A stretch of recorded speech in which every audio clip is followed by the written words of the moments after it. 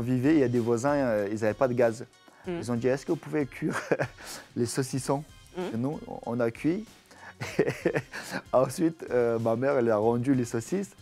Et je voulais boire le bouillon. Ah ouais, de Oui. la saucisse. Et ma mère, elle ne va pas leur dire, oui, est-ce qu'on peut boire une saucisse? On n'a rien à manger. Ouais. Mais même le bouillon des saucisses, c'était très, déjà très bon, un luxe, c'est ouais. délicieux. Ouais. Tous ces désirs, tous ces manques qui m'a donné l'envie, par la suite, une fois arrivé en France, de l'acquérir. Ouais. Que ce soit le confort de la vie, que ce soit pouvoir réaliser les rêves, avoir la liberté en fait. Ouais. Mon père il m'a toujours dit, vois que le positif. Le négatif, si il ne te sert à rien de concentrer, en fait laisse-le passer. Parce que sur ce que tu vas te concentrer, bah, c'est ce que tu vas ressentir. Donc ça veut dire que le fait que je me concentre sur manque de nourriture, est-ce que ça change quelque chose dans ma vie? Non. Donc je vais me concentrer. Ah, de temps en temps, il y avait bouillon de saucisses.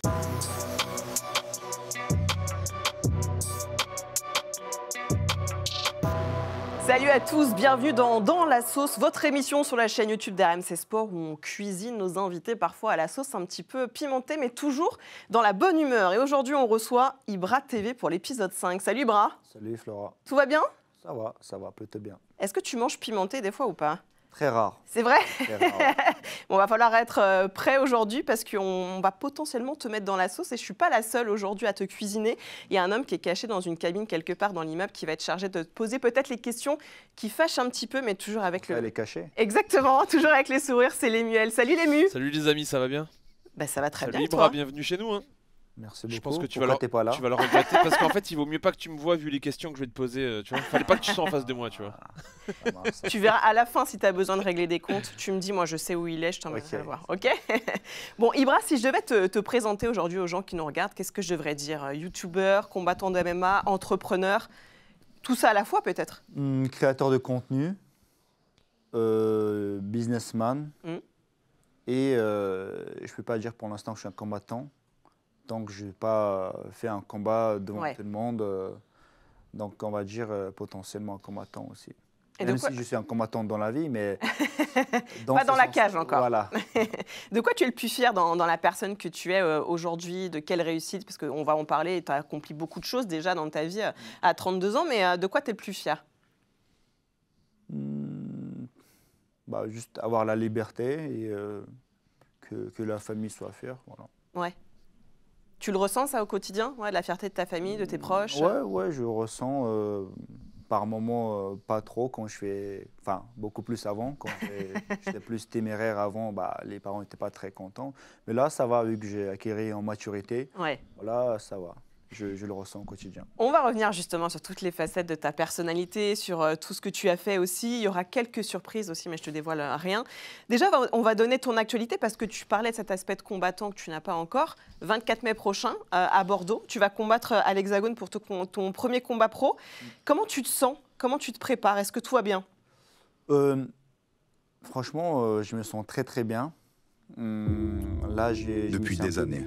Un peu blessé, mais rien de très grave. Mais ça fait longtemps, j'avais déjà envie de le faire. Par différentes problématiques, je n'ai pas pu le faire.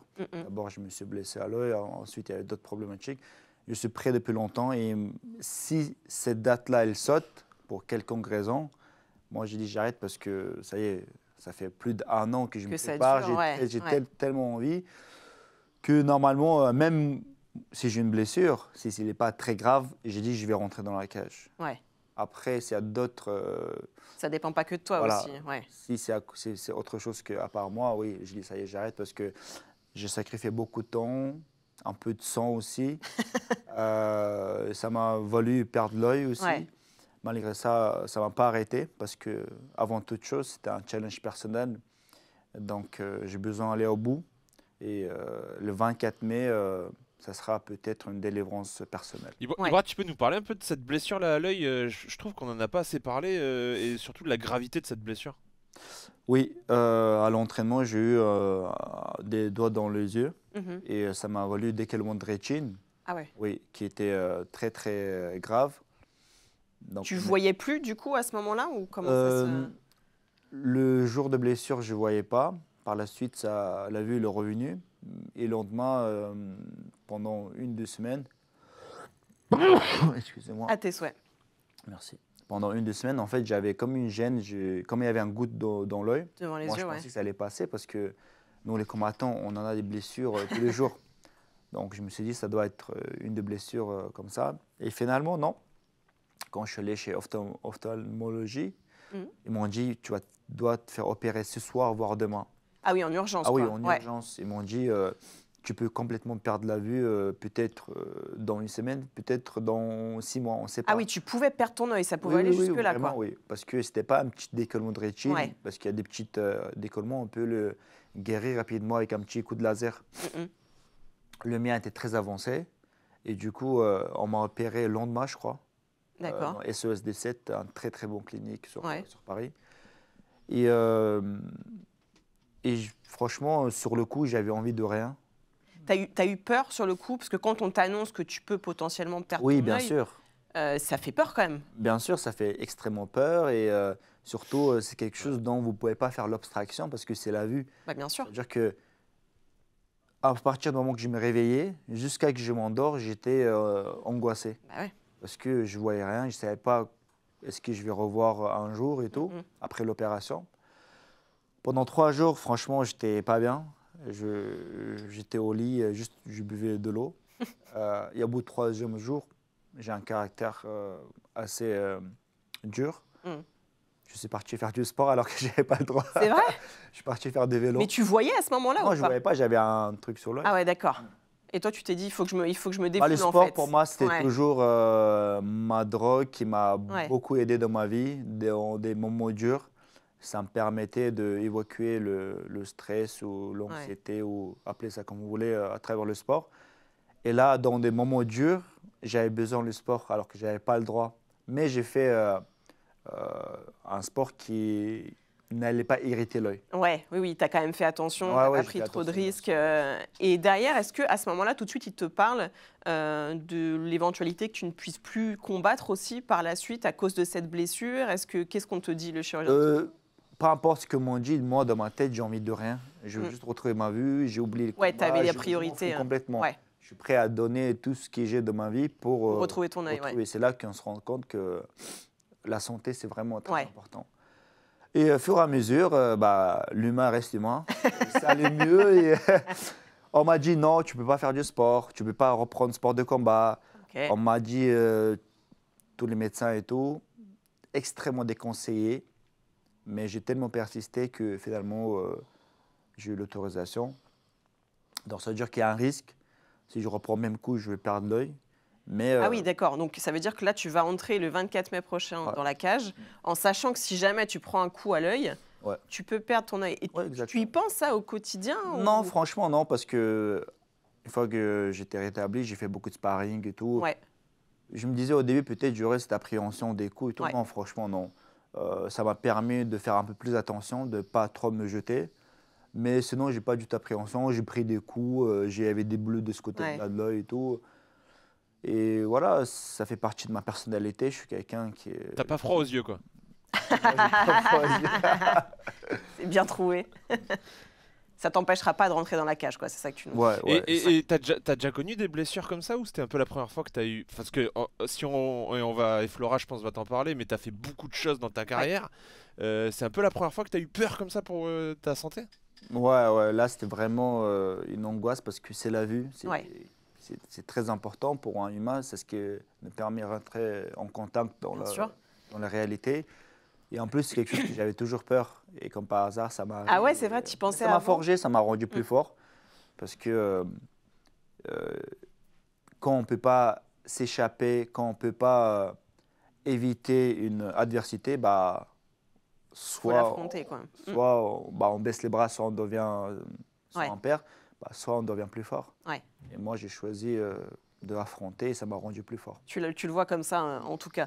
Tu t'entraînes tous les jours avec Daniel Warin, qui est l'ancien coach de Benoît Saint-Denis, notamment. Comment ça se passe au quotidien avec lui? Il est exigeant, on sait qu'il a emmené Benoît Saint-Denis assez haut à l'UFC. Comment il est avec toi? Il est pareil avec tout le monde. Ouais. Ceux qui sont très réguliers, assidus, ils donnent un peu plus son temps. Il ne se prend pas la tête. Il est direct, cash. Donc moi, j'aime bien, ça me correspond. De fait, son expérience, ça donne beaucoup de confiance en nous, parce qu'on sait que ses conseils, on peut l'appliquer aveuglement. Ouais. Excusez-moi, je suis un peu malade. Ouais, t'inquiète, moi aussi. Tu vois, je parle du nez, on est pareil. Un peu d'allergie. Ouais. Et franchement, on sent confiance parce que énormément différents exercices qu'on applique et on voit que ça paye dans les combats par rapport à mes potes. Ouais. Comme Mathieu, Romain, et aussi il y a d'autres combattants qui viennent pour faire un peu de sparring avec nous. Donc ça nous permet aussi attirer d'autres mondes qui viennent grâce à le fait que Daniel il est là. Parce qu'il a une réputation d'un bon coach, très bon coach, l'un des meilleurs en France pour moi. Et à part lui, j'ai fait mes entraînements aussi avec Sofiane Derdega, c'est mon coach de préparateur physique. Donc, en moyenne, je fais 4 entraînements MMA spécifiques avec Daniel. OK. Et après, le restant 2 jours, c'est vraiment entraînement physique. Et aussi, il y a un deuxième entraînement dans la journée. Soit ça va être cardio, soit ça va être de jiu-jitsu. Ah oui, d'accord. Oui, donc je me suis mis en grappling il n'y a pas longtemps.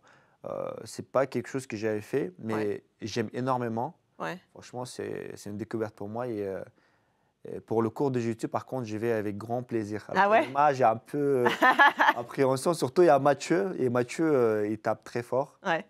J'ai déjà fait des sparring avec des combattants qui tapent beaucoup plus fort que Mathieu, beaucoup plus puissant. Mais Mathieu, c'est quelqu'un de très vicieux. C'est-à-dire que vicieux dans le combat. C'est-à-dire que moindre erreur était punie. Ça m'a permis de beaucoup progresser aussi. Ouais, tu parlais de ces sparring que tu as fait. Tu as une assourdine aussi, Imavov, avec lui. Alors, raconte-nous, parce que nous, c'est quelqu'un qu'on suit beaucoup chez RMC Sport, évidemment, à l'UFC notamment. Il est tout proche maintenant d'avoir sa chance aussi pour le titre bientôt. Comment il est à l'entraînement là? Ça fait partie de ces hommes qui tapent fort dont tu nous parlais? J'ai eu de la chance de m'entraîner avec lui 2-3 fois. En fait, Nassourdine, quand on fait sparring avec lui, il est tellement, les coups, ils arrivent de partout. À un moment donné, on peut qu'il se recroqueville sur soi-même et attendre que ça passe. Passe. Et de temps en temps, on envoie 2-3 coups en espérant que ça passe, mais oui, très très rapide, explosif. Je pense que c'est un secret pour personne. Et après, de très bons conseils, très pédagogues aussi. Quand je demande, il est là, avenant. Donc, en espérant que je pourrais aussi m'entraîner avec lui de temps en temps pour le 24 mai. Parce que tu sens que c'est important, toi, dans ta préparation, de faire face à une adversité comme ça Ce n'est pas forcément adversité, parce que je ne peux pas vraiment faire face à un combattant de ce niveau-là. C'est surtout de pouvoir acquérir en confiance, parce que si on fait des sparring, si on s'entraîne avec des mecs aussi forts, numéro 1 mondial ou 2, bientôt pour la ceinture, en fait, on sait qu'une fois dans la cage, on ne pourra pas être surpris par quelqu'un d'autre. Ouais, c'est ça. Simplement. Et donc, tu dis, j'ai affronté pire que ça. Donc, ah oui, exactement. Il y a lui, il y a Mathieu aussi, qui était tout proche d'intégrer UFC, qui a un niveau incroyable. Donc, j'essaie de puiser un peu de chez tout le monde en leçon, tout simplement. Et justement, tu parles de Mathieu, qui est Mathieu Leto Duclos, avec qui tu t'entraînes. Il est avec nous aujourd'hui. Ah ouais? Ouais, exactement, on va le saluer. Salut Mathieu, merci d'être avec nous aujourd'hui. Comment ça va? Regarde, il est là. Ça va nickel, hein. Déjà, bonjour tout le monde, hein. Ça va, ça va. C'est la petite surprise du jour pour toi, Ibra. Je ne l'ai pas vu parce que j'étais parti m'entraîner en Thaïlande. En Thaïlande, ouais. De 1 mois. Et ah oui, les cheveux ils ont poussé, la barbe a poussé. Je pensais pas qu'on verrait ma tête. Je sors de l'entraînement, je suis tout moche, hein. Je suis pas beau du tout. C'est ça qu'on veut, c'est le quotidien comme ça. Champion à l'Hexagone, Mathieu Leto Duclos, qu'on a suivi sur RMC Sport au Zénith de Paris. Tu étais dans son corner d'ailleurs, au Zénith de Paris. Quelle relation vous avez justement tous les deux? Alors j'étais très très content d'une chose, que dans son dernier combat, il a fait 25 minutes de combat très intensif. Ouais. Et j'étais heureux parce que je me dis, s'il a un cardio à ce niveau-là, ça veut dire que je m'entraîne avec lui. Donc je peux tenir. Potentiellement, j'ai un bon cardio. Donc, j'étais très content. Lui, il n'était pas content parce que lui, il voulait en finir. Ouais. Mais je dis, regarde l'expérience qu'il t'a eue. 25 minutes, maintenant tu sais ce que ça vaut. Ouais. Et par même occasion, ça m'a permis de voir aussi où est-ce que j'en étais. Où est-ce que toi tu te Même si situes, je n'ai pas le même cardio que Mathieu, mais voilà. Bon, Mathieu, raconte-nous un petit peu depuis combien de temps vous connaissez avec Ibra, comment vous êtes rencontrés, d'où vient cette relation entre vous deux? Moi, ça fait déjà pas mal d'années qu'on se connaît là, je crois. J'ai une très mauvaise mémoire des chiffres, mais je crois que ça fait au moins 5 ans, un truc du genre, non? Minimum 5 ans. Ouais. Ouais. Minimum 5 ans. La première fois qu'on s'est vu, c'était à l'époque du Venom Training Camp, donc la salle qui était à Rungis. Je m'entraînais déjà avec Daniel, je venais juste d'arriver à Paris. Et puis, il y a un jour, il y a Ibra qui arrive à la salle. Je le connaissais que de nom. Je l'avais jamais vu, j'ai juste entendu parler vite fait de sa chaîne. Puis après, on a discuté un petit peu, on a sympathisé. Puis voilà, les choses se sont développées. Aujourd'hui, on est amis et en plus, on travaille ensemble et en plus, on fait l'entraînement ensemble. Donc bref, ça s'est bien développé, quoi. Cet entraînement, justement, parce que nous, il nous a dit, je ne sais pas si tu as entendu tout à l'heure, mais que tu étais vicieux aussi dans ta façon de combattre. Ça veut dire quoi? Et lui, il est comment, justement, quand il combat? Raconte-nous un petit peu. Mais ça, c'est un peu l'école de Daniel où il faut être vicieux, en fait. En combat, on voit les meilleurs, ils sont vicieux, hein. John Jones, il est vicieux. Tous les combattants qui sont aujourd'hui champions, ils sont vicieux, ils savent tout faire. Donc il faut être vicieux. Et Ibra, il a aussi cette particularité-là. Il fait des choses que j'ai jamais vues, même auprès de combattants extrêmement expérimentés. Parfois, il tombe au sol, en tombant, il met un coup de coude retourné, on ne sait pas d'où ça sort. Il met des coups qui sont vraiment pas anodins, mais qui font mal. Je pense que c'est avec lui que souvent que je ressors de l'entraînement que j'ai le plus mal, après Nassourdine. Ah oui, d'accord, t'es haut dans la hiérarchie quand même, t'as vu? C'est très, très Oui, parce qu'en fait, flatté, il a des petits coups vicieux. Il est vicieux. Pourquoi? Parce que de fait que j'ai pas le choix qu'être vicieux, parce que techniquement il est plus fort, cardio il est plus fort, Ouais. physiquement je suis plus fort, mais ça sert pas à grand chose. Donc je suis obligé de trouver une issue et c'est là que je trouve moindre opportunité, je les saisis et je le surprends des fois. Ah, c'est ça, t'arrives un petit peu C'est ça. avec d'autres Voilà. trucs à le surprendre. Mathieu, raconte-nous un petit peu, parce que nous, on cherche dans la sauce à connaître un petit peu plus la personnalité aussi d'Ibra. Vous êtes potes aussi en dehors. Comment il est dans la vie de tous les jours? Est-ce que tu as des petites anecdotes sur lui à nous raconter? On veut tout savoir. Franchement, je pense que le concept dans la sauce, c'est le pire possible pour Ibra, parce que s'il y a un mec intègre et droit qui fait pas de conneries, c'est bien Ibra, pour le coup. Donc ça va être dur de trouver des anecdotes où il fait vraiment des dingueries. J'en ai évidemment, mais pas forcément à dire en public. J'ai pas grand-chose de très croustillant à me mettre sous la dent. Si ce n'est qu'il a très peur du Brésil. Il a très peur du Brésil. Du Brésil? Ouais. Pourquoi? Il a une phobie du Brésil. Et je suis pas seul, toi aussi. Alors attends. Il faut nous raconter d'où ça vient. Pourquoi le Brésil? J'étais parti avec Mathieu pour son préparation pour Dana White Contender. Ouais. J'étais avec lui au Brésil. Et je me sentais comme un proie là-bas. Pas que moi, Mathieu aussi. On nous voyait de loin. On voyait qu'on n'était pas de coin et on sentait qu'on était potentiellement un proie. Mais le fait qu'on s'entraîne et il y avait quand même cette assurance qui empêchait, je pense, potentiellement qu'on nous fasse agresser. Oui, qu'il vous arrive quoi que ce soit. Ouais. Ouais. Mais même des enfants dans la rue, on voit que... On a eu peur d'enfants. Oui. Alors pour vous, c'est quand même assez improbable. Hein. Non, mais c'était là avec des Puis, bateaux. on se baladait avec le téléphone caché dans le caleçon parce qu'on avait peur de se faire voler. Et si on se fait voler le téléphone, là, on n'a plus rien ici. T'as deux combattants de MMA qui se battent dans les favelas au Brésil et qui ont peur de gamins, quoi. C'est ça On l'histoire. n'était pas allé dans le favela, Oui, c'est on était juste dans la ville. Ah ouais? Oui. C'est dingue ça. Oui, mais c'est pas n'importe quel gamin. C'est pas n'importe quel gamin. Il faut Ouais. savoir qu'il y a des petites bandes d'enfants au Brésil qui sont des enfants justement qui traînent dans les favelas et qui n'ont pas la notion du crime, Ouais. tout ce qui est vraiment du degré de violence qu'ils peuvent appliquer. Et parfois, en fait, ils peuvent vous tuer pour un billet de 10 euros, 20 euros. Hein. Donc, Oui, c'est un autre c'est contexte. raisonnable. Ouais, c'est un autre Voilà. contexte. C'est aussi. comme la peur du noir. Les gens disent que la peur du noir, c'est pas raisonnable, mais en fait, ça fait peur le noir. On sait pas ce qu'il y a dedans, donc Bah oui. il y a peut-être un vrai danger. Donc, c'est une peur qui est quand même raisonnable. C'est toujours Voilà, c'est l'inconnu, pas- hein, de toute façon. C'est toujours l'inconnu. Voilà, c'est pas une peur des. qui fait Il peur. y a des gens qui ont peur des concombres ou des cornichons, voilà.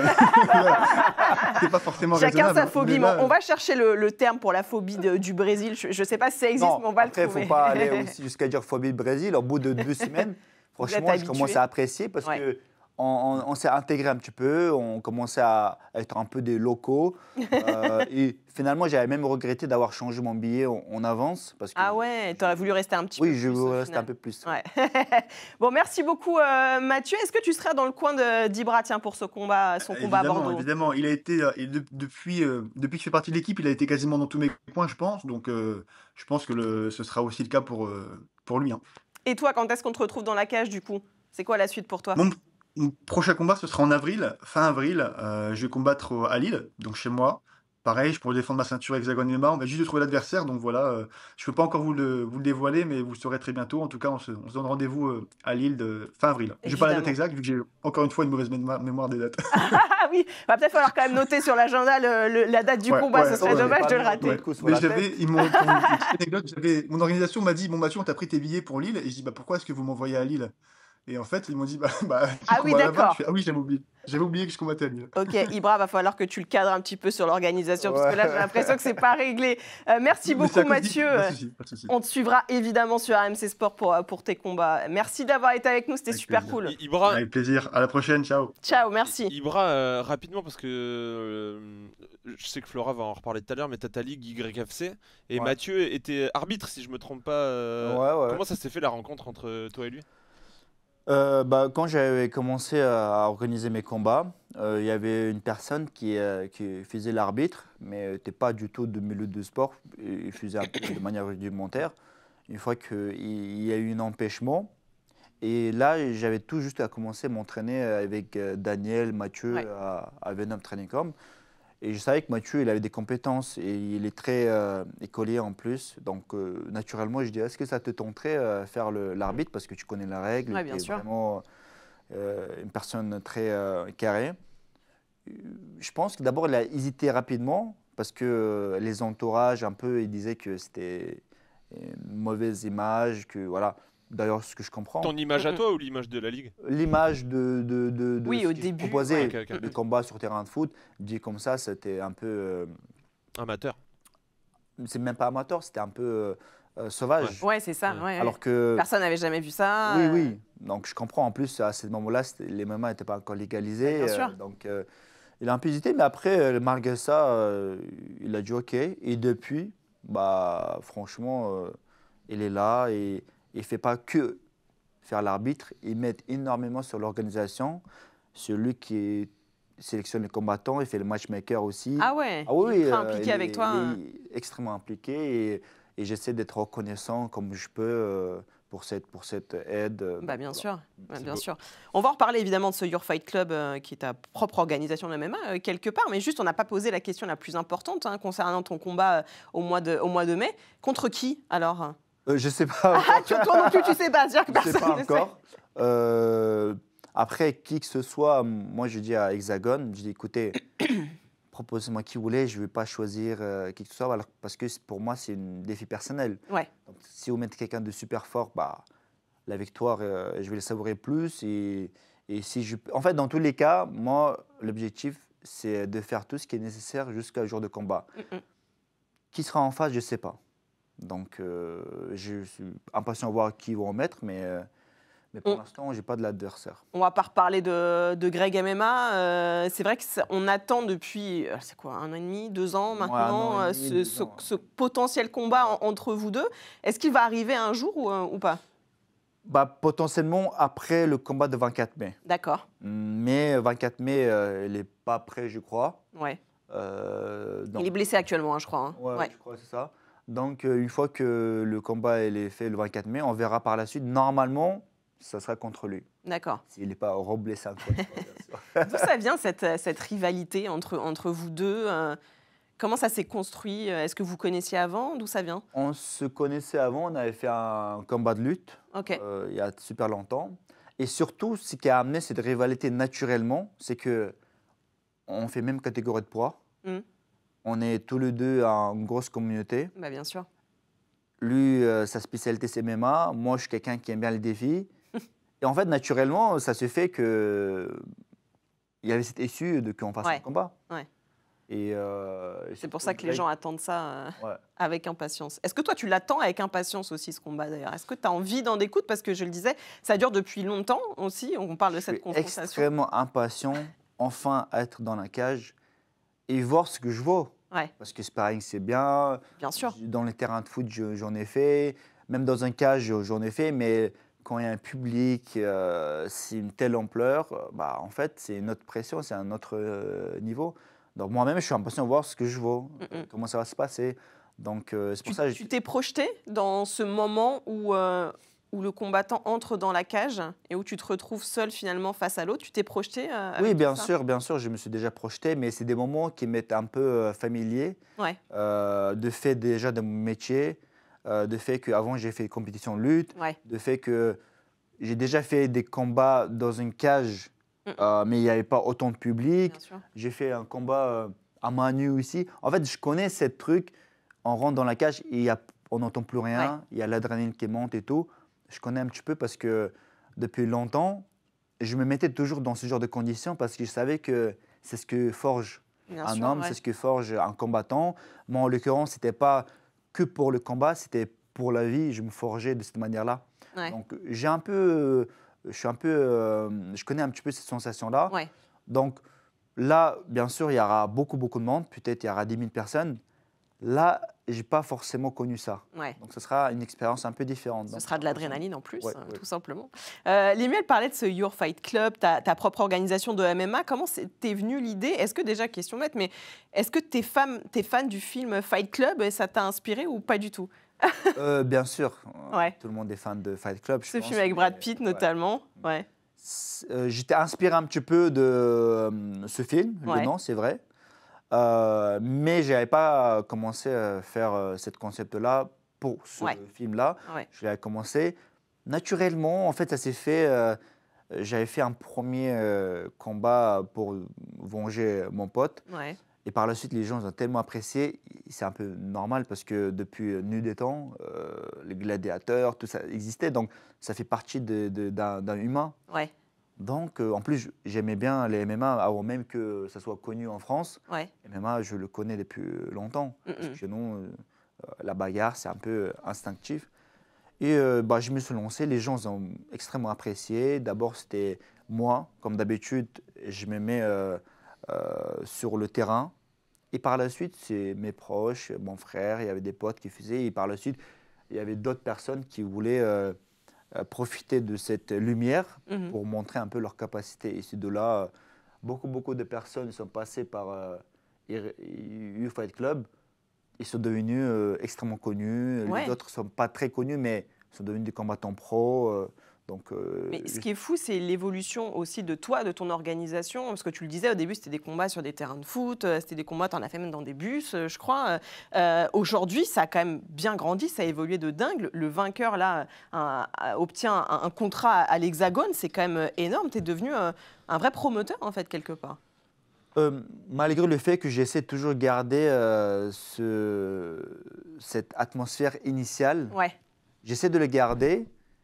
Ça me dessert pour évoluer au niveau professionnel, pour que je puisse développer, être en cohésion avec d'autres grosses orgas. Mais j'essaie de le garder, pourquoi? Parce que les gens qui regardent, eux, ils préfèrent.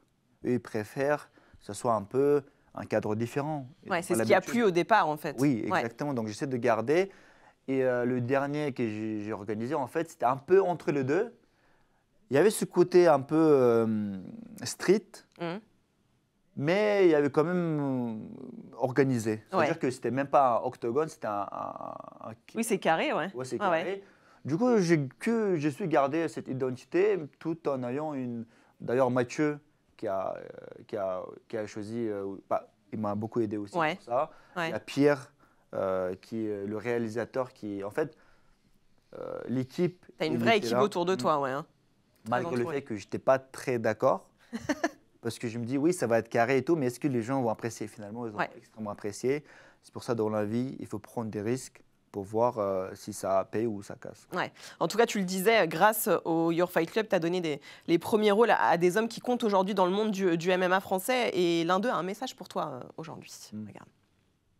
Salut Ibra, j'espère que tu vas bien. Voilà, petite vidéo pour te dire que je serai toujours reconnaissant pour la force que tu m'as donnée chez YFC, voilà, avec ta chaîne YouTube, et que tu seras toujours une grande inspiration. Voilà, t'es parti de pas grand chose, voire presque rien, et que tu as réussi à construire une chaîne de restaurants Black and White aujourd'hui qui fonctionne très bien, et ta chaîne YouTube a plusieurs millions d'abonnés.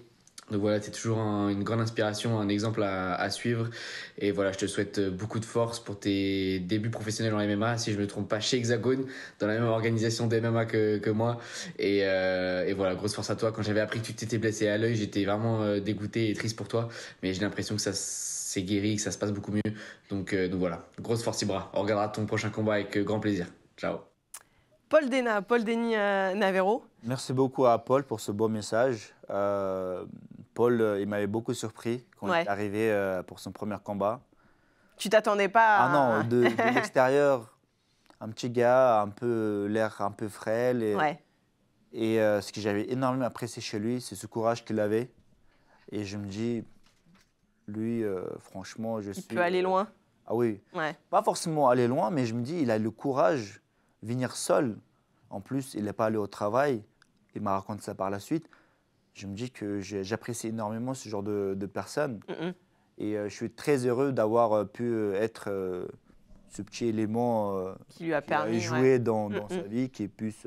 parce que justement, la vie récompense le courageux et ceux qui prennent le risque. Et lui, il avait pris ce risque-là. Il a encore une fois confirmé que dans la vie, il faut prendre les risques. Au pire, vous n'allez pas réussir, c'est pas grave. Ouais. Mais au pire, au moins tu as tenté. Des risques que toi aussi, tu as su prendre? Des risques que j'ai su prendre, oui. Ma vie, il est résumé, je pense que de risques tout le temps. Pas forcément des risques où j'avais pas envie, c'était des risques qui me faisaient vivre. Et c'est vrai que par la suite, tellement je me suis habitué à prendre des risques et tout, j'ai marché, j'étais alimenté toujours avec le stress. C'est bien quand on est jeune, mais quand on devient un peu plus vieux, ça peut devenir nocif. Donc, j'ai changé un peu ma manière de voir les choses. C'est-à-dire que j'essaye que mon carburant ne soit plus le risque, le stress, mais mon raison. Donc, oui. On sent que tu t'es assagi aussi par rapport à tout ça. On va rembobiner le film justement de ta vie aussi jusqu'à ton enfance pour essayer de mieux comprendre aussi ce qui t'a amené jusque-là. Raconte-nous déjà un petit peu d'où tu viens, toi, où tu es né, et comment ça s'est passé dans ton enfance. Je suis né à Grozny, en Tchétchénie, en 92. C'était en pleine guerre, première guerre. Contre la Russie, à ce moment-là. Oui, exactement. En fait, comme dans tous les pays où c'est la guerre, c'est compliqué et tout. Mais grâce à mes parents, on n'a pas forcément ressenti. Et même quand on ressentait, ils nous expliquaient pourquoi du comment, pourquoi on ne peut pas manger de viande, pourquoi on ne peut pas... Donc le fait qu'on ait reçu ces explications, ça nous a facilité quelque part la tâche. Et je ne ressens pas un trauma ou quoi que ce soit. J'ai des souvenirs où c'était un peu dur.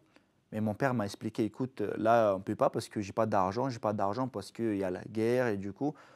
Et donc, mais grâce à ça, j'ai eu des armes. Tu sens que ça t'a forgé pour la suite? Bien sûr. Et justement, c'est ce que je dis à chaque fois. Quand on me dit, oui, bravo, tu as réussi et tout. Et je dis, écoutez, je me suis juste servi des armes que j'avais au lieu de porter mon attention sur les avantages que j'ai. C'est-à-dire que vous qui vous êtes né en France, vous avez vos propres avantages, mais vous n'en servez pas. Vous ne devez pas regarder les avantages que les autres ont. Vous devez plus porter votre attention sur les avantages que vous avez. Parce que si j'étais un Français, je me serais servi de cet avantage-là. Mais du coup, vu que je n'avais pas cet avantage, je ne me suis pas... j'ai pas porté mon attention sur ça. Mais je dis, qu'est-ce que j'ai? J'ai faim. J'ai un peu plus de courage peut-être, j'ai pas peur de risque et tout, je vais me servir de ça. Et voilà. Tu crois que c'est ça justement qui a fait que tu avais ce goût pour le risque aussi après? C'est le fait. Est-ce que déjà tu as des souvenirs vraiment précis, parce que tu étais quand même petit quand vous étiez là-bas? Est-ce que tu as des souvenirs toi précis parce que nous, tu le disais, nous Français, on ne connaît pas, on ne sait pas ce que c'est que de vivre dans un pays en guerre, on ne sait pas ce que c'est que le quotidien quand on est en guerre. Est-ce que toi tu as des souvenirs marquants par rapport à tout ça? Comment tu l'as vécu? Déjà, je pense que chaque personne, chaque pays a sa propre difficulté. Chez nous, par exemple, on n'a pas le temps d'être dépressif. Ici, on peut justement être dépressif. C'est-à-dire que même les Français peuvent me reprocher, dire que bah, tu ne sais pas c'est quoi dépressif. Et ils auraient raison. Ouais. Parce que quand on ne sait pas qu'est-ce qu'on a mangé ce soir, bah, on n'a pas le temps de... Et dépression, c'est quoi? C'est justement la projection des peurs quotidiennes.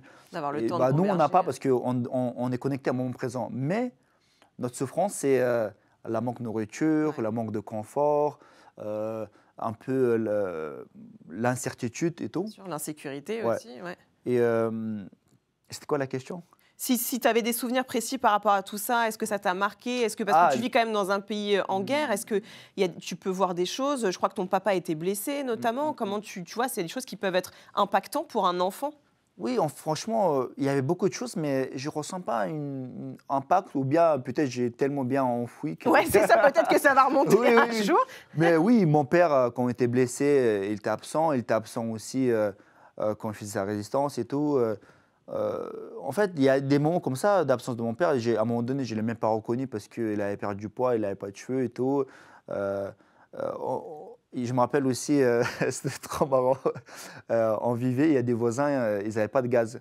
Mm. Ils ont dit, est-ce que vous pouvez cuire les saucissons? Mm. Chez nous, on a cuit. Ensuite, ma mère, elle a rendu les saucisses. Et je voulais boire le bouillon. Ah ouais, de Oui. la saucisse. Et ma mère, elle ne va pas leur dire oui, est-ce qu'on peut avoir une saucisse? On n'a rien à manger. Ouais. Mais même le bouillon des saucisses, c'était très, déjà très bon, un luxe, c'est ouais. délicieux. Ouais. Donc, en fait, il y a ce genre de souvenirs. Et aussi, de temps en temps, on regardait les films chez les voisins.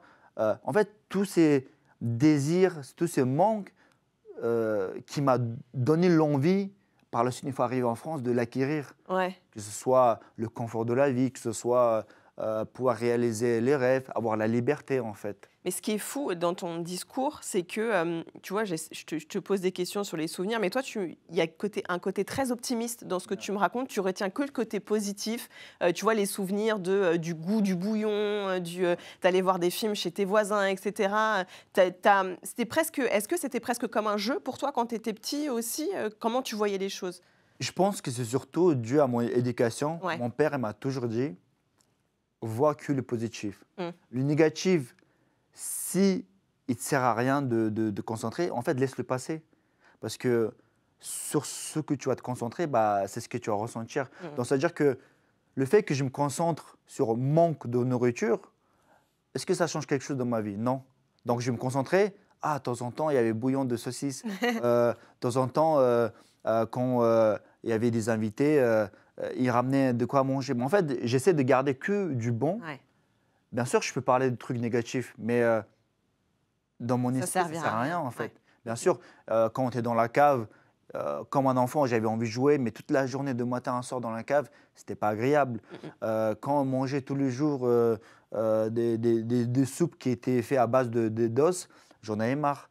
Tous les jours, des pommes de terre, oui, j'en avais marre, mais bon, ça ne sert à rien pour moi de me concentrer sur ça parce que ça peut nous consumer de l'intérieur, Ouais. même une fois qu'on est dans un cadre de vie agréable comme aujourd'hui. Bien sûr. Mais c'est fort quand même d'avoir réussi à prendre cette distance-là. Alors finalement, vous arrivez à quitter le pays.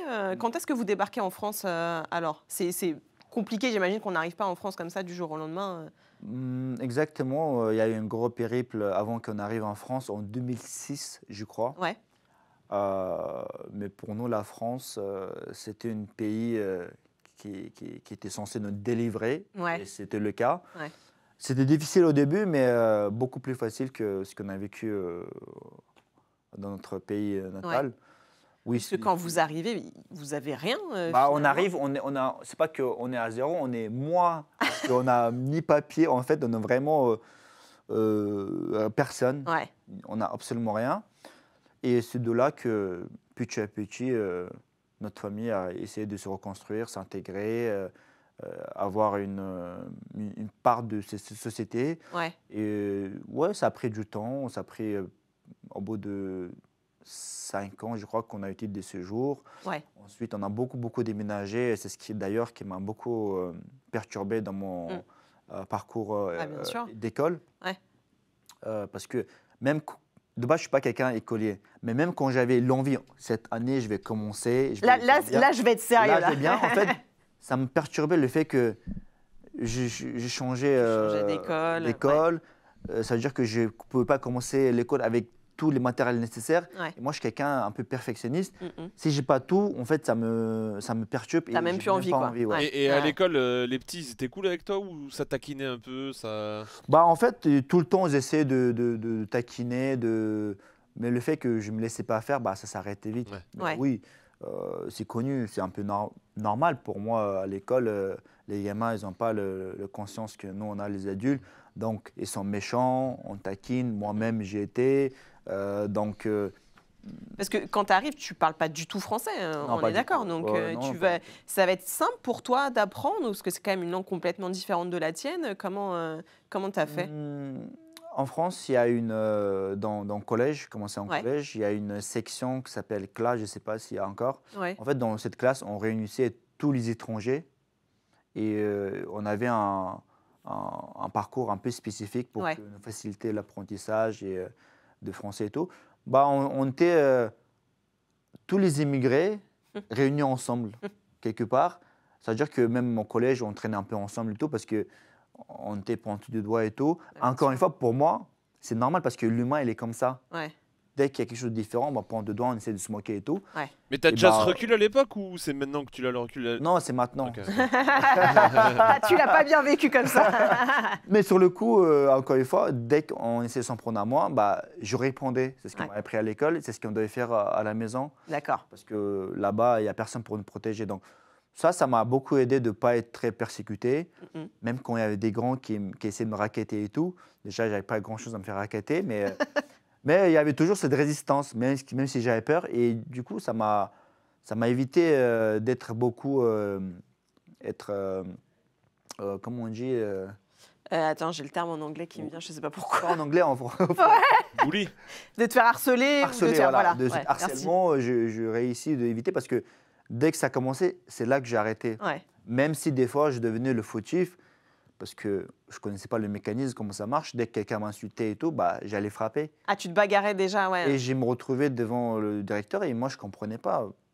Je suis pour rien. Ah, j'ai pas le droit de frapper. Il m'a insulté. Il m'a dit, ouais, insulte, mais moi, je ne connais pas les insultes déjà. Mais je sais que ce qu'il dit, c'est mauvais. Ouais. L'intonation, qu'on essaie de nous persécuter physiquement tu vois bien et tout. Que, Mais moi, en fait, je ne comprenais pas pourquoi on s'en prend à moi. Oui, j'avais porté le coup qui était un peu plus grave peut-être, mais de la base, c'est commencé par cette personne. Bah, bien sûr. Et petit à petit, je me suis rendu compte que le fonctionnement devait être un peu différent. Je ne devais pas être agressif directement, il faut aller faire un peu différemment, dehors de l'école et tout. C'est comme ça qu'on se fait une petite réputation et par la suite, on nous laisse tranquille. C'est ça, on nous embête plus. Oui, mais c'est vrai que c'est apprendre aussi à vivre autrement par rapport à ce que tu connaissais jusque-là. Est-ce que d'ailleurs aujourd'hui, tu as la nationalité française ou pas? Non, exactement. Ça, c'est un point très sensible. D'ailleurs, j'ai déposé mon dossier pour la deuxième fois. Et j'espère que je vais l'avoir, même si je ne crois pas trop, parce que à cause de mes vidéos. Ah ouais? Par exemple, quand je suis rentré sur le terrain de foot, j'ai un casier. Quand je voulais rester enfermé à Disneyland, j'ai un casier. C'est vrai que c'est des petites bêtises. C'est vraiment inscrit sur ton casier judiciaire et tout? Ah ouais, d'accord. Par exemple, quand je suis allé à Auchan pour rester enfermé, le directeur était tellement énervé, même si le policier disait, on le connaît, on fait des vidéos. Il a dit non, tentative de vol. Ah oui, donc il a aggravé en plus. Il a aggravé et à l'époque, on n'avait pas ces connaissances qu'il fallait prendre l'avocat et tout. Ça a inscrit. Et ça, vraiment, ça peut nous porter préjudice, comme moi, comme Jam. Mais je n'ai pas de casier où j'ai volé quelqu'un, agression. Il n'y a rien de grave sur ton casier. Oui, il n'y a rien. En fait, c'est vraiment lié aux vidéos. Donc, ça veut dire que c'est des bêtises, mais ce n'est pas des bêtises pour porter préjudice à qui que ce soit. C'est pour faire des vidéos. D'ailleurs, aujourd'hui, grâce à ce genre de risque, j'ai fait des vidéos et tout, les gens... Bien sûr, c'est ce qui t'a amené jusque-là aujourd'hui, mais tu penses que ça peut t'empêcher d'avoir la nationalité française aujourd'hui? Exactement, moi je suis presque persuadé, mais quand même j'ai un espoir. On garde l'optimisme. Oui. Bientôt je dois avoir la réponse, ça fait 1 an, j'attends. C'est long, hein? Donc, surtout que d'un autre côté, je pense que Flora va en parler, de Black and White, etc. T'apportes quand même, je trouve... Enfin bon, je ne vais pas me faire ton avocat, mais... Ce qui m'a surpris, c'est que ça ne joue pas trop en vrai. Ah ouais? Parce que eux, ce qu'ils regardent, CDI, fiche de paye, impôts, même si... En fait ça c'est très bien, j'ai tout ça, mais que tu as créé 1000 emplois, que tu payes des impôts astronomiques et tout, à côté. Bah ça, non, ça ne fait pas le poids contre... Ah, tu as resté enfermé sur un casier judiciaire. Voilà. Sinon, oui, j'ai touché un salaire aussi parce que je me verse un salaire, j'ai payé des impôts, plus que la moyenne et tout. Mais en fait, les personnes qui sont dans le bureau, ils sont pas de ce monde-là un peu. Donc, ils ne font pas différence entre un casier, ton titre de vol vrai et oui, j'ai fait des vidéos en fait. Oui, c'est pas bien, mais bon. Et sur ça encore, parce qu'on parlait de ta jeunesse où tu as réussi à prendre du recul, là, tu arrives d'ores et déjà à prendre du recul ou ça te fait chier un peu quand même, là, cette situation? Par rapport à une nationalité française? Ouais, c'est ça, par rapport à tout ce que tu apportes. Non, parce que ça fait quand même 20 ans pratiquement je suis en France, je me suis adapté. C'est très difficile pour moi. Des fois, je perds les opportunités.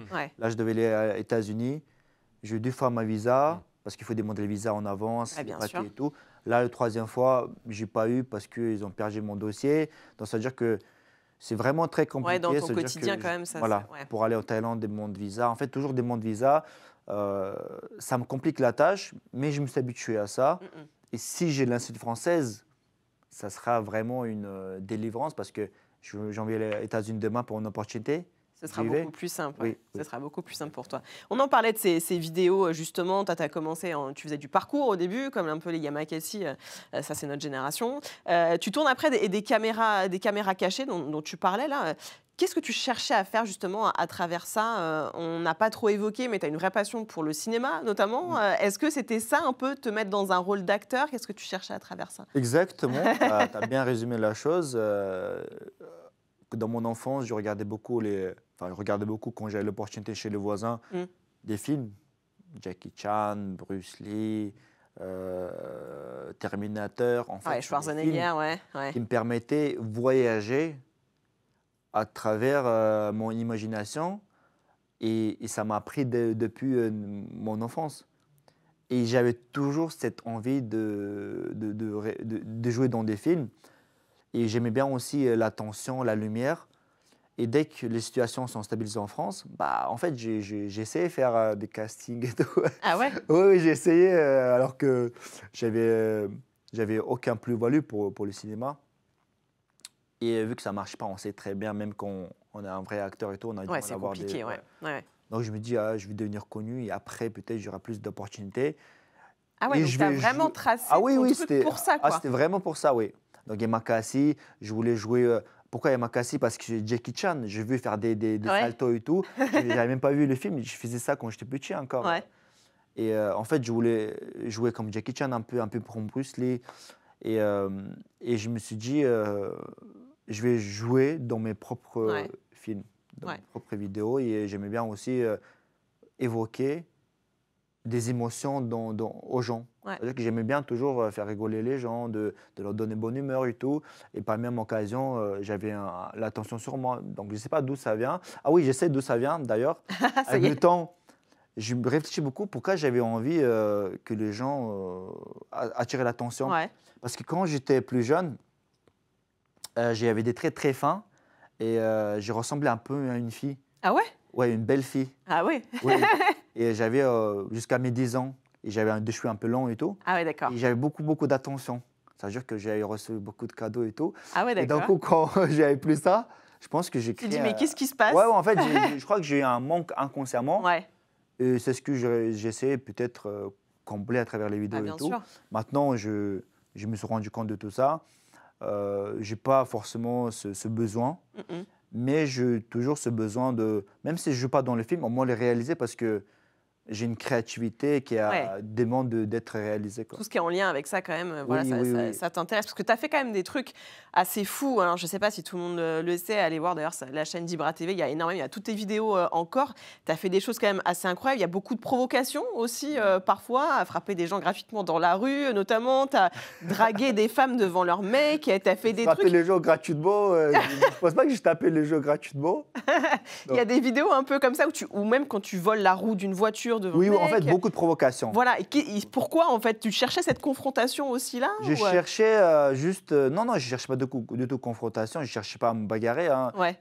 Franchement, j'aime pas du tout les conflits. Ça a dû mal tourner quand même 1 ou 2 fois, non? Oui, ça a mal tourné, mais comme je disais encore une fois, j'aime bien que les gens, ils ont ces émotions-là. Ouais. Et quand on fait une provocation dans la rue, là, c'est des vraies émotions qui ressortent. Ouais. C'est-à-dire que c'est pas un cinéma, c'est plus... et même les gens de l'extérieur, en fait, ils ont l'adrénaline. Ceux qui regardent, en fait, j'aimais ça. Ouais. Pas du tout les confrontations, et j'aimais pas du tout... franchement, je suis quelqu'un de très timide de base. Non, mais tu peux pas me dire ça. Oui, non, mais je possible. te jure que c'est... Non, c'est pas possible. Ah, si, moi, si, je te jure, moi, je suis ultra timide. J'ai regardé tes vidéos. Des fois, je fais non, je peux pas regarder ça. Genre, ça me mettait mal à l'aise, tu Mais vois. justement, première caméra cachée que je voulais faire, j'ai tremblé. Ah ouais?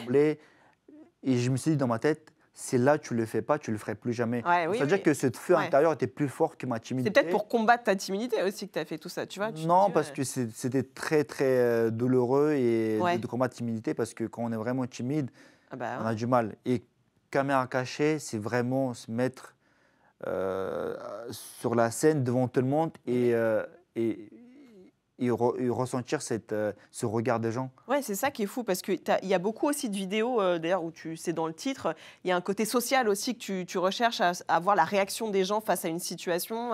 Je sais pas, je pense à la vidéo où tu menaces de te suicider au-dessus d'un pont. C'est ça qui t'intéresse aussi, de créer ce lien aussi avec les gens, de voir comment ils vont réagir face à une situation précise. C'était apporter quelque chose d'intéressant qui puisse servir à l'humain. Ouais. Un peu de leçon, c'est-à-dire que les divertissements c'est bien, mais j'avais toujours en arrière-plan cette responsabilité de faire passer un bon message. C'est-à-dire que c'est pas forcément partie de mes concepts que j'aimais le plus, mais je me sentais obligé de quelque part faire partir un bon message à travers mes vidéos. Donc c'est pour ça qu'il y avait ce ouais, on sent qu'il y a ce côté, tu as envie de transmettre quelque chose aussi, c'est pas juste des vidéos que tu as fait comme ça. Et t'en parlais rapidement tout à l'heure aussi, cette vidéo qui a peut-être fait exploser encore plus ta notoriété à l'Euro 2016. Alors c'est dingue parce que je pense qu'on a tous regardé cette finale sans savoir que c'était toi en fait qui a fait éruption sur la pelouse. On va revoir les images. Raconte-nous comment ça s'est passé parce qu'aujourd'hui je pense que ce serait clairement plus possible de faire ce que tu as fait. Parce que là tu vois on parle de timidité. Il faut oser quand même se dire je vais aller braver tout un cordon de sécurité pour entrer parce que c'est pas un petit match de foot. Tu es à la finale de l'Euro avec l'équipe de France. Tu te rappelles quand je te disais que de faire mon métier, j'étais beaucoup confronté à ce genre de pression, les gens et tout. Bah, là, ça fait clairement l'un des vidéos qui m'a valu le plus de pression parce que, j'imagine, l'Euro, il y a je ne sais pas combien de milliers de personnes. Bien sûr. Il y a la sécurité, il y a tout. Et moi, je dois aller sur le terrain. En fait, c'est pour ça que je dis qu'il y en a, ils me disent, oui, quand tu vas rentrer dans un cash, tu vas voir que c'est stressant et tout. Mais en fait, j'essaie de leur expliquer. Sauf que je sais passer par ce stress des gens et tout. Moi, c'est un autre stress. C'est un stress de ne pas vouloir perdre et tout. Là, c'était clairement... J'étais là pendant un mi-temps en entier. C'est même pas question de rentrer sur terrain et je vais être peut-être la ruse de tout le monde et tout. En fait, il y a la sécurité en plus. Il y a 2-3 barrières différentes. Mais comment je vais le faire? Et jusqu'au dernier moment, tu ne savais pas en fait. Je ne savais pas. En fait, je suis arrivé en plus, mon billet, je me suis rendu compte qu'il était au-dessus. Ah ouais, d'accord. Alors, je te laisse imaginer à quel point c'est difficile d'avoir un billet. Déjà, on a eu. Pour l'Euro. Et en plus, c'est là-haut, c'est-à-dire que de là-haut, c'est impossible. Donc, c'est-à-dire que je suis allé vers le bas. Il y a la sécurité qui m'a reconnu. Qui m'a dit ouais vas-y passe. Ah cool quand même. Ah ouais quand même, ça t'a servi la notoriété à ce moment-là, d'accord. C'est pas très connu, j'avais à peu près 500 000 abonnés je crois. Ouais. Mais t'es tombé sur le mec qui te connaissait. Donc ça veut dire que j'ai pu aller dans les gradins en dessous. Donc ça veut dire que on fait, donc on réussit des fois on réussit pas. Mais ce qui est génial dans la vidéo, c'est qu'on entend les gens dans le public même, alors que c'est souvent des actions où les gens sont vite saoulés et tout. Les gens t'applaudissent et tout, ils ont kiffé le move quoi. Oui, ils ont kiffé parce que je pense que surtout là où j'étais assis, ils ont vu comment j'ai tracé, j'ai sauté. Oui, mais on voit de loin sur la vidéo. Là, on voit que les années de parcours, ça t'a aidé ah aussi oui, un là, petit peu quand même. Clairement. En plus, une fois sur terrain, j'ai fait mon petite galépette. L'objectif, c'était ça, faire une galépette sur terrain de foot. C'était pas saisir un joueur et tout. Ouais, tu t'en foutais. Donc, c'est très important dans la vie, avoir un objectif. Ensuite, on fait un plan et on n'a qu'à agir. Et au moment d'agir, c'est là très important de ne pas laisser submerger par des peurs. En fait, les peurs, c'est juste notre esprit qui essaie de nous sauvegarder. On dit oui, là c'est dangereux d'eux, il faut pas trop écouter ça. Bien sûr, ça doit nous servir pour notre sécurité, mais quand ça échappe à notre contrôle, on ne fait plus rien parce que partout, il y a des... Bah oui, ça te paralyse après, quoi. Et tu fais plus rien. Est-ce qu'aujourd'hui, tu vis de ça, de tes vidéos, c'est ça qui te fait vivre ou pas du tout? C'est ce que j'utilise aujourd'hui, en tout cas, pour vivre, mais je n'ai pas du tout pour mes quotidiens, en tout cas. Mais ce n'est pas du tout mon revenu principal. C'est vraiment black and white, mais black and white, on ne fait que réinvestir pour développer. On va en parler justement parce que c'est le côté entrepreneur que j'évoquais au début avec toi, cette chaîne de burgers que tu as montrée avec ton associé. Comment ça s'est passé? D'où est venue l'idée justement de créer ces burgers? Parce qu'aujourd'hui, on parle quand même de quoi? Tu as une trentaine de restaurants 40. Voilà, c'est énorme. Je veux dire, tu es parti de rien pour arriver jusque-là. Comment ça s'est passé? Là, il faut donner mérite à Jam. C'est lui qui a eu l'idée. Qui est ton associé? Oui. Il a dit, c'est un businessman hors pair. Il m'a dit, écoute, là, ça marche bien et tout. Il faudrait qu'on fasse quelque chose business et tout. Moi, je pensais à faire un restaurant burger. Qu'est-ce que tu en penses? J'ai dit, OK, c'est parti. OK. Voilà. Donc, c'était vraiment Jam qui était à l'initiative de cette idée-là. Parce que lui, il suivait beaucoup. Il me suivait aussi avant même qu'on se rencontre. Il me suivait quand je faisais parcours. Donc, il voyait qu'il y a un potentiel. Et de même manière, il regardait un petit peu ce qui se passait ailleurs. Donc, il a vu qu'en Russie, je crois, un rappeur qui avait fait le burger et tout, il a dit, il faut qu'on fasse pareil. Donc, il a eu l'initiative de proposer. C'est une très bonne idée. Par la suite, on a entrepris ce chemin petit à petit et ce que ça a donné aujourd'hui. C'est fou parce qu'aujourd'hui, c'est une gestion, c'est une entreprise en fait que tu as créée totalement. Ça te demande aussi beaucoup, j'imagine, de gestion au quotidien aussi. J'ai de la tu chance. Délègues. J'ai de la chance maintenant. Au début, où j'étais même dans la cuisine. Ah ouais? Ah oui, j'étais derrière la caisse. Tu as fait les burgers au début et tout? Putain, énorme. Oui, pour dire. Et petit à petit, on se professionnalise, on se développe, on a plus de sous pour recruter des gens. Aujourd'hui, il y a 25 personnes, on s'est dit au temps plein juste pour la franchise qui travaille et tout.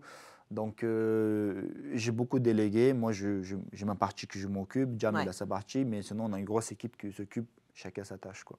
Tu réussis quasiment tout ce que tu entreprends finalement. Quel va être ton prochain défi maintenant? Dans quoi tu as envie de te lancer? Le défi, c'est clairement MMA.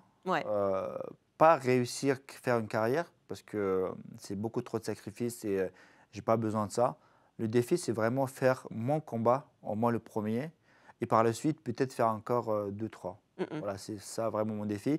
Et après, je vais peut-être ralentir un petit peu sur cette adrénaline, le stress et tout, parce que j'ai eu ma dose. Tu sens que ça palpite un peu? Oui, j'ai eu ma dose et là, j'ai besoin...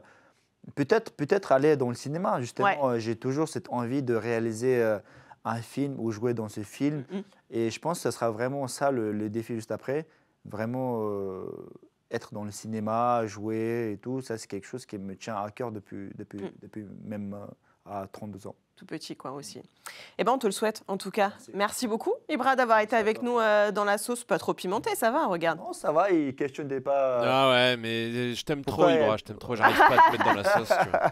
Tu vois, on fait toujours un peu peur. Non, mais on fait toujours un peu peur au début, comme ça met dans l'ambiance, tu vois. Puis après, finalement, comme ça, tu repars et tu dis, en fait, ils étaient sympas. Mais j'ai bien compris que tu as peur de rien aussi, c'est ça le problème. Ouais, c'est ça. Si, j'ai peur, mais... Du Brésil, c'est vrai. Le Brésil. Merci beaucoup, Ibra, d'avoir été avec nous. On suivra évidemment le 24 mai à l'Hexagone. Ce sera évidemment sur RMC Sport. On sera au rendez-vous pour te soutenir.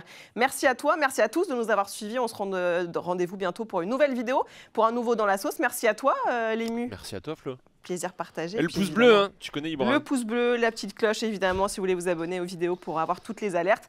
Et puis nous, on se retrouve très vite pour un nouvel épisode de Dans la sauce. Ciao. Salut la team.